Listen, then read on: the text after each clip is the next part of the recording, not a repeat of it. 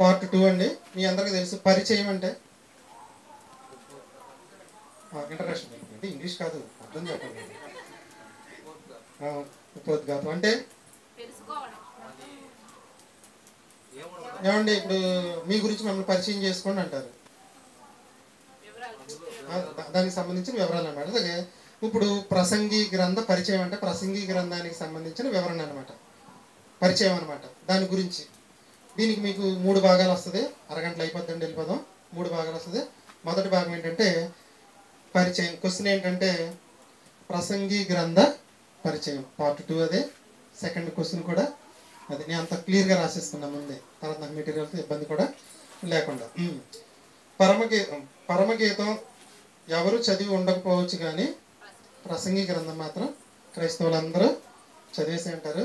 మామయ్య గారికి నేను వచ్చే సలహా ఏంటంటే సామెతలు, ప్రసంగి, ఈ 3 గ్రంథాలు మీరు చదివితే చాలా జ్ఞానం వచ్చేస్తుంది మీకు. వీటిని ఏమంటారంటే జ్ఞాన గ్రంథాలు అంటారు. సామెతలు, ప్రసంగి, పరమగీతం. ఇంకా మీకు ఒప్పుకుంటే యోబు గ్రంథం అని ఉంటుంది. ఈ 4 గ్రంథాలు చదివితే మహాజ్ఞానులు అవుతాం మనం. తర్వాత మత్తయి సువార్తలకు వస్తే కొంచెం కొంచెం అర్థమవుతూ ఉంటుంది. సామెతలు చాలా ఈజీగా అర్థమైద్ది, ప్రసంగి కూడా చాలా ఈజీగా అర్థమైద్ది. పరమగీతం వదిలేసేయండి, పోనీ అర్థం కాబట్టి వదిలేసి సామెతలు, ప్రసంగి, యోబు పెద్ద పుస్తకాలు అండి, చాలా పెద్ద పుస్తకాలు. అయినప్పటికీ కూర్చొని నేర్చుకుంటే ఇంకా సింపుల్గా చెప్పమంటే సామెతలు, ప్రసంగి నేర్చుకుంటే ఇంకా తొందరగా మీకు ఈ 2 నేర్చుకుంటే మీకు మహాజ్ఞానం వస్తుంది. తర్వాత చూడండి, రెండోది ఏం చెప్పాను మీకు, ప్రసంగి గ్రంథ పరిచయం పార్ట్ 2. బాగా చదివిన పుస్తకం, ఎక్కువ సార్లు చూసిన పుస్తకం అంటండి ఇది. క్రైస్తవులు ఎక్కువ సార్లు చదివిన పుస్తకం, ఎక్కువ సార్లు చూసిన పుస్తకం. ఎందుకంటే ఎవరు చచ్చిపోయిన దీంట్లో నుంచి రెఫరెన్స్ లాక్కొస్తారో తెలుసు కదా మీకు. అందుకని ఎక్కువ సార్లు చూసిన పుస్తకం అన్నా నేను. మన్నైనది వెనకటి వల్లే మరలా మంటికి పోను, ఆత్మ తాను దయచేసిన దేవుని యొద్దకు మరలా పోవును, దానికి సంబంధించిన. ఇప్పుడు దానియేలు గ్రంథం ఉందనుకోండి, ప్రకటన గ్రంథం ఉందనుకోండి, అవి అర్థం అవ్వాలంటే కష్టం. దర్శన గ్రంథాలు ఇవి రూపకాలంకారంలో రాయబడతాయి. కొంచెం నేర్చుకోవడం కూడా కొంచెం కష్టం. కానీ ప్రసంగి గ్రంథం అనేది చిన్నపిల్లలు చదివిన అర్థమైపోయినట్లుగా ఉంటుంది. అంతేనండి, అర్థమవుతుందంటారా? చాలా ఈజీగా అర్థమైంది. ప్రసంగి గ్రంథం అర్థమైందని అనుకుంటారు, కానీ మీకు అర్థమైన మీ కోణం వేరు, ఇప్పుడు నేను చెప్పే కోణం వేరండి. ఓకేనా? మనందరికి ఇప్పటివరకు అర్థమైన కోణం వేరు, ఇప్పుడు వింటున్న కోణం ఒకటని మీకు అర్థం. ఏముంది ప్రసంగి గ్రంథం 12 అధ్యాయాలు చదివేసిన తర్వాత ఏముందలే అనుకుంటారండి. ఇంతేనా, 12 అధ్యాయాల్లో అయిపోయింది, వ్యర్థం అన్నాడు, వ్యర్థం అయిపోయింది, 12 అధ్యాయాలు కూడా అయిపోయింది, ముగించేస్తారంట అంతే.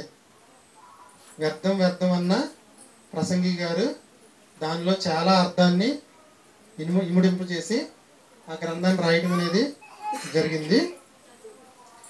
తర్వాత చూడండి, మనసు పెట్టి చదవండి, మనసు పెట్టి వినండి. ప్రసంగి గ్రంథంలో ఏముందో చూద్దాం. ప్రసంగి గ్రంథ పరిచయాన్ని మీకు 2 భాగాలుగా వివరించడం జరిగిందండి. ప్రసంగి గ్రంథ పరిచయాన్ని 2 భాగాలుగా.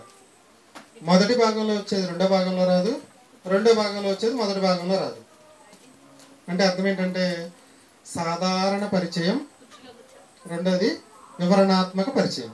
సాధారణ పరిచయం, వివరణాత్మక పరిచయం. ఇంగ్లీష్లో జనరల్ ఇంట్రడక్షన్, డీటెయిల్ ఇంట్రడక్షన్. ఈ 2 మీకు పార్ట్ 3, పార్ట్ 4లో చెప్తాను. గ్రంథ పరిచయం అంటే పార్ట్ 2లో ఏం చెప్పానంటే పరిచయాన్ని 2 భాగాలుగా విభజించడం జరిగింది. మొదటిది జనరల్ ఇంట్రడక్షన్, సాధారణ పరిచయం. రెండోది వివరణాత్మక పరిచయం. దీంట్లో చెప్పింది దాంట్లో రాదు, దాంట్లో చెప్పింది దీంట్లో రాదు.